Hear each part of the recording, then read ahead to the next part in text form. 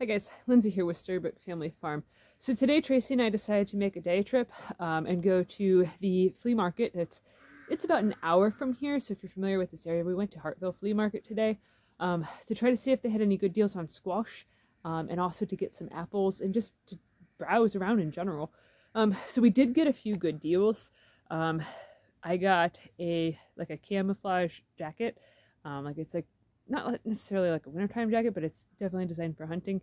And then also some matching pants with it, and then an additional shirt. All three of those things for 25 bucks. And then we got a hatchet, and then the greatest deal that we got at the actual flea market part was for $15 we got a Ryobi pole saw. So I do use a Ryobi chainsaw on a regular basis. That is actually how all of the firewood that we have for this year to burn in our house, it's actually how pretty much all of it has been cut, is with my little 12-inch bar Ryobi chainsaw, which I cannot recommend enough. Like it is absolutely amazing. It's really quiet, it's really good, it has a lot of power, and it doesn't blow through batteries as fast as I thought it would, so that's my little plug for that. It's freaking awesome. But so we got a pole saw, which we've been wanting to get one of the pole saws, but they cost like around $200-ish, and we just couldn't justify spending that kind of money.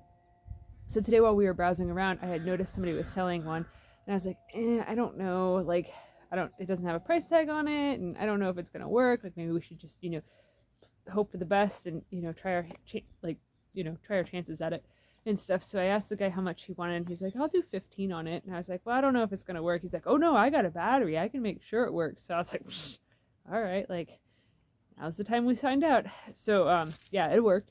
And so we do have to order a chain for that, but I mean, those aren't really that expensive. And, $15 compared to like 200 bucks, yeah, it's a great savings. And it'll greatly help us with pruning the hemlock tree that's up there, because a lot of them branches, I've already reached up as high as I can to prune them. And, I just can't reach any further, and I don't really want to get on a ladder. It is very uneven, the ground back there is. But, yeah, so the other great deal that we got was we did get a 50-pound box of apples for 12 bucks. They are seconds. So those will actually be used at the farmer's market. I make a apple cinnamon bread, an artisan bread. And it takes quite a lot of apples to do that on a regular basis. So getting that good deal on locally made apples, locally grown apples, it's, huge savings for the business. So we're very excited about that because, we have one of them apple peeler quarter slicer thingy jobs that you just stick the apple on and you spin it around, and then it cuts it into little rings, and then we can just throw it into a jar, make some simple syrup, and then do a quick water bath can on it. So in that way, those are good to go for next year and even the following year. So definitely a huge money savings there.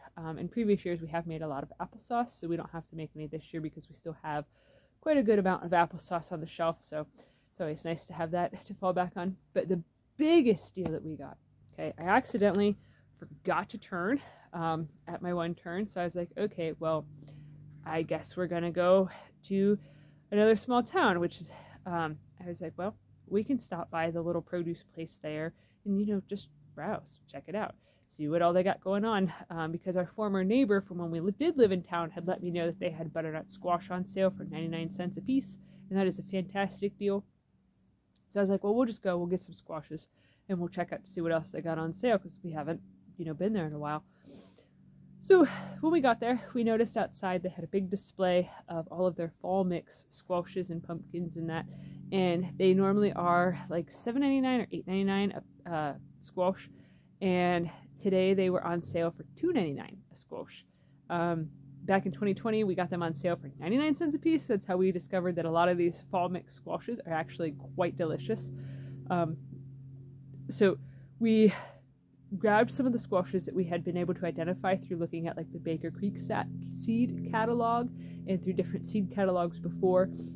So we are able to identify some of them as like, they're burned in our brain, the image of them, of what ones are like described as being delightful and tasting good or being long keepers and that sort of a thing. So this is our big haul, okay? All of these squashes cost us like just over 50 bucks, including the 12 butternuts that I got. So we have probably, I would guess, at least 150 pounds of squash that we got for like 50 bucks. So I mean, this is a huge haul for our homestead. So here is all of the butternut squashes that I got. And then I'll step over here so you guys can better see the winter squashes that we got. So there is quite a lot of winter squashes. And this one over here, we've eaten quite a few of these. This is called a Blue Hubbard. This is I do believe it's a pink doll. And then here is a blue doll. Those ones are good. This one here, and we got quite a few that are very similar to this one. It is a Masque de Provence. We actually have seeds for this one, but they didn't come up this year. So we're very super excited to be able to taste this, because this is one that we, it was like $3 or $4 for a packet of seeds, and it was only like 10 seeds or something like that in it. And I do believe we are out of seeds for it, because it didn't come up like last year or this year. So we're very excited to try this and to taste test it to see if it's any good. And then this one here, it is a red one. I'll show you guys this one over here. It's the same squash, but this one's easier to show on camera.